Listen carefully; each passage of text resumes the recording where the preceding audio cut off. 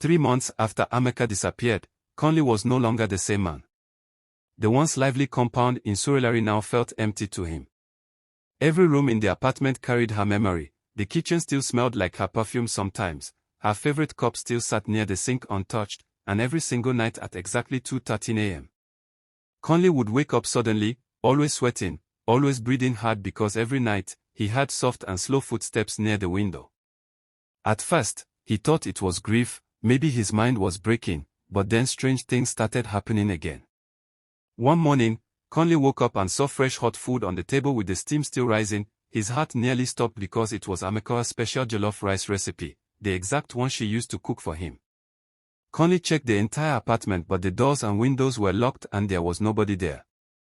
That was when fear truly entered him again. Then came the dreams.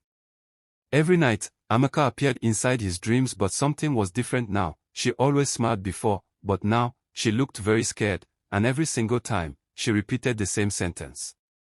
"Conla, help me." Then she would disappear into darkness. Conley stopped sleeping properly, his eyes became red, his neighbors started talking, some people even believed he was losing his mind, but Conley knew one thing. Amaka was trying to tell him something. One evening, Tondi visited again and the moment he saw Conley, he became worried. "Guy, you look terrible." Conley explained everything. The footsteps, the dreams, the food. Tondi stayed quiet for a long time then finally, he spoke. "There is something I did not tell you." Conley looked at him. Tondi swallowed nervously. The day Amaka died, people said something strange happened. Conley's heart started beating faster. Tondi continued.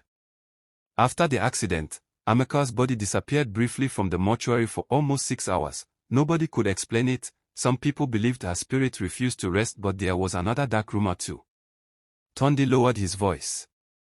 "They said somebody tied her spirit to this world." The room became silent.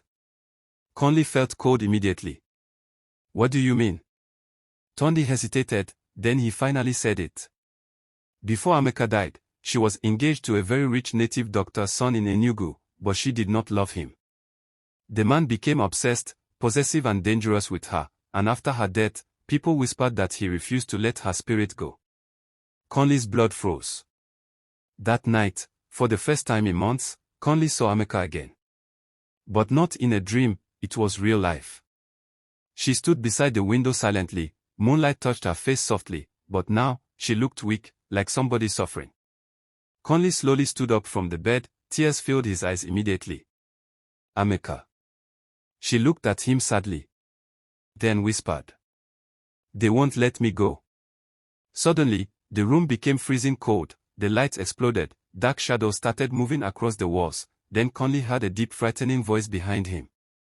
"She belongs to us." Conley turned sharply but nobody was there. When he looked back, Amaka was gone again. The next morning, Conley and Tondi traveled to Enugu. What they discovered there shocked them completely. The native doctor's son was dead. He died mysteriously 1 year earlier but villagers still feared his abandoned shrine deep inside the forest. They believed evil spirits remained there. One old woman warned Conley. "If the dead cannot rest, the living will never have peace." That night, Conley entered the forest alone. Heavy rain poured everywhere, thunder shook the sky. Deep inside the shrine, he found something horrifying, Amaka's picture, her wedding cloth and her missing ring. Fresh candles still burning beside them. Suddenly, voices started whispering from every corner and Conley became terrified, then shadows appeared around him. Dark human shapes moving slowly and in the middle of them, he saw Amaka crying and begging. Conley shouted her name and ran towards her but the shadows grabbed him, the shrine shook violently and the evil voice returned again. "She is ours forever." But then something unexpected happened. Amaka suddenly screamed. "No." For the first time, her voice became very powerful, the entire shrine exploded with wind, candles went out immediately, the shadows began screaming painfully. Amaka turned towards Conley with tears in her eyes then she smiled softly, the same peaceful smile from the first day they met. "I was never trapped because of them," she whispered. Conley looked confused. Amaka touched his face gently. "I stayed because of you." Conley froze. And suddenly, Everything made sense. Her spirit never left because she loved him too much to say goodbye. But now she was very tired. Conley started crying heavily. "No, please don't leave again."